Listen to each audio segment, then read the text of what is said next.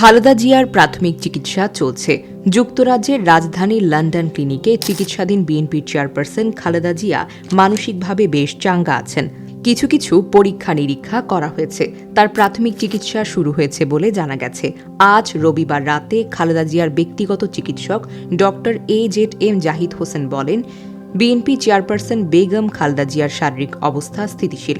পরিবারের সদস্যদের কাছে পেয়ে তিনি মানসিকভাবে বেশ চাঙ্গা হয়েছেন।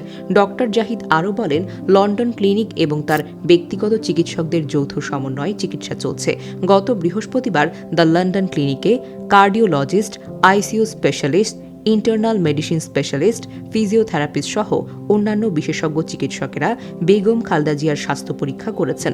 তারা আরও কিছু পরীক্ষা করার পরামর্শ দিয়েছেন। গত বুধবার বাংলাদেশ সময় সন্ধ্যা 6টায় খালেদা জিয়াকে যুক্তরাজ্যের পশ্চিম লন্ডনের বিশেষায়িত হাসপাতাল লন্ডন ক্লিনিকে ভর্তি করা হয়। সেখানে তিনি অধ্যাপক ডক্টর প্যাট্রিক কেনেডির অধীনে ভর্তি হয়েছেন। মাত্র 2 লাখ টাকায় জমির মালিকানা সহ ফ্ল্যাট।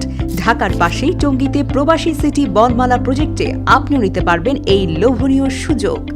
সুন্দর মনোরম প্রাকৃতিক পরিবেশে আপনার স্থায়ী ঠিকানার জন্য আজই আমাদের টঙ্গী বনমালায় প্রবাসী সিটির একটি ল্যান্ড শেয়ার বুকিং করুন।